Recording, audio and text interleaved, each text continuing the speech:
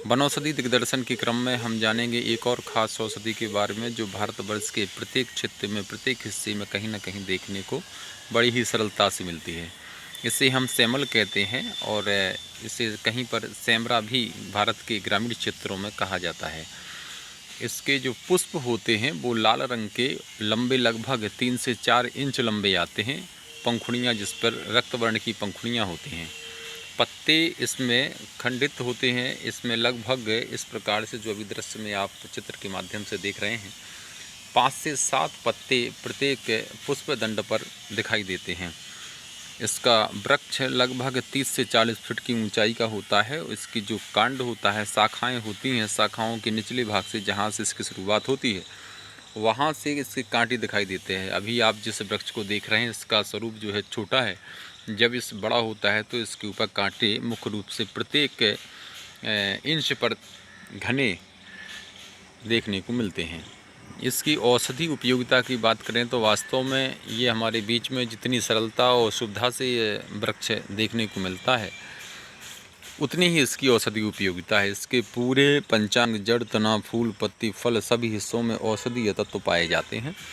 यदि इसमें जो कांटे होते हैं, अब इस पे कांटे नहीं दिखाई दे रहे हैं, इसमें जो कांटे होते हैं वह कांटे कील, मुहासे, दाग, झाइयाँ, इन सभी जो त्वचा विकार हैं उसको ठीक करने में बहुत ही खास औषधि है। आयुर्वेद का ये ग्रंथ है जिसे हम वाग्भट संहिता कहते हैं। तो वाग्भट में स्पष्ट लिखा है कि यदि कुछ दिनों तक इसके कांटों को दूध में, कच्चे दूध में घिसकर और यदि हम इसका लेप करते हैं 2-3 घंटे के लिए नियमित तौर पर, तो कितने भी झाइयाँ हों, कितने भी आपके कील मुहासे हो, यानी चेहरे से संबंधित अनेकों विकार होते हैं, उन सारे विकारों को ठीक करने में ये खास औषधि है।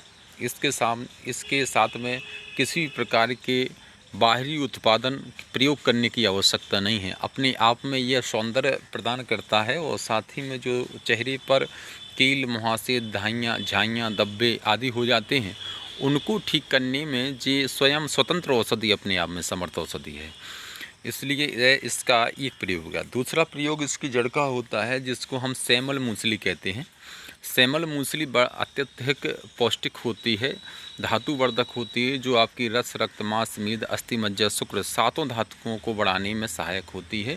जितने भी उत्पादन आते हैं, जो भी शास्त्रीय उत्पादन बनाए जाते हैं या स्वानुभूत उत्पादन हो आयुर्वेद में, उसमें इसका मुख्य औषधि के तौर पर प्रयोग किया जाता है। इसकी जड़ को सेमल मूसली कहते हैं। और सेमल मूसली स्वतंत्र औषधि के रूप में यदि उसका हम चूर्ण बना लें और उसको उसमें उतनी ही मात्रा में, आधी मात्रा में मिश्री मिलाकर दूध के साथ में नियमित रूप से सेवन करें तो ये सप्त धातु को बढ़ाने के साथ साथ में जो महिलाओं को प्रदर की समस्या, धातु की समस्याएं होती हैं उसको भी ठीक करने में खास काम करता है।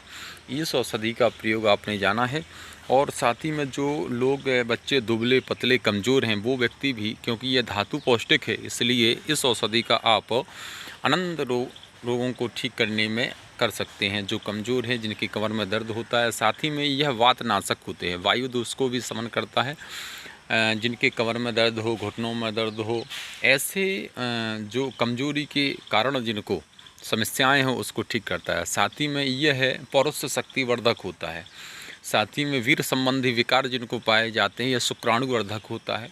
तो शुक्राणु से संबंधित समस्याएं हो तो उसको भी ठीक करने में ये खास औषधि है। अर्थात यह धातु पौष्टिक, वृषबाजीकर और साथ ही में रक्त शोधक, रक्तवर्धक, धातुवर्धक अनेकों रूपों में, अनेकों उपयोग में इसको लिया जा सकता है। और जितने भी उपयोग अभी हमने आपको बताए हैं इस औषधि के बारे में, इसके सारे उपयोग अपने आप में खास हैं, समर्थ हैं और स्वतंत्र रूप से इसका प्रयोग कर आप स्वयं इसका लाभ उठा सकते हैं।